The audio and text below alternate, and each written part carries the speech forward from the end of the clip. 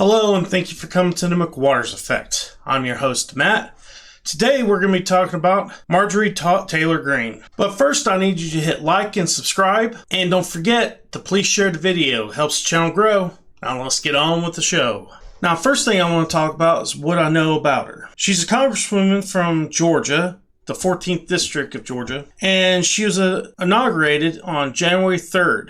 2021. She was also a businesswoman in Georgia before she became a congresswoman. Now, this is the first time I heard about her, and I also heard about QAnon. I didn't know anything about QAnon or about her until I looked up some stuff, and more I looked up, more I believe the QAnon stuff's crazier than hell. It goes from anywhere from Pizzagate to 9/11 was conducted by the U.S. government as a red flag operation. It's crazy, okay?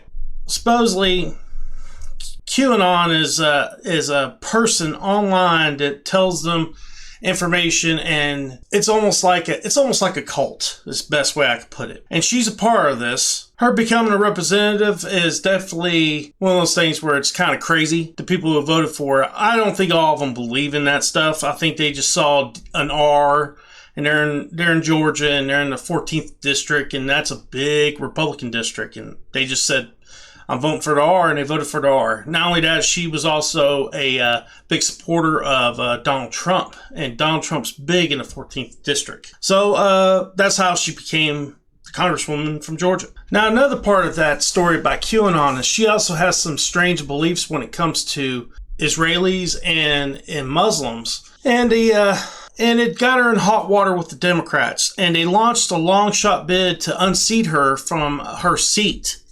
Well, it didn't work, so they decided to give up on that, and they did something else. They decided to take her off all the committee she was on and just have her not in the committees. Most of the time when you're in the Congress, you're in the committees, and at least one. And that's in order so you can learn how the process of a bill is appropriated in Congress. But they decided to ban her out of that, and Democrats and 11 Republicans voted to strip her of her committee assignments in February. Now, this is what she says. I've been freed, Greene said at the press conference after the House. Democrats and 11 Republicans voted to strip her from her committee assignments in February. If I was on a committee, I'd be wasting my time because my concerns and values wouldn't be heard, and neither would my districts. Well, for a couple months, I haven't heard anything about her or anything interesting about her until now. And I saw this story. Marjorie Taylor Greene just made a major achievement. My first thought was like, what? She apologized and they allowed her back into committee assignments? I was trying to figure it out because, or did she apologize online for what she said about Jews? She had this thing in a tweet talked about the Jews have a satellite in space that'll shoot down lasers and kill people. It's absolutely batshit crazy. And so, and that was the main reason they went after her, and a lot of Republicans voted her to be out of assignments.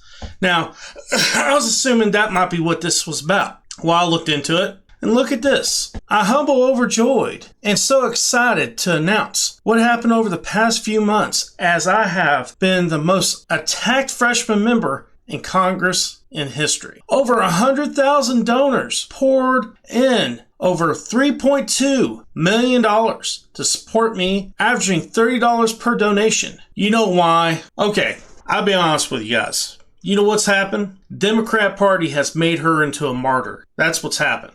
You have some of these QAnon crazy people.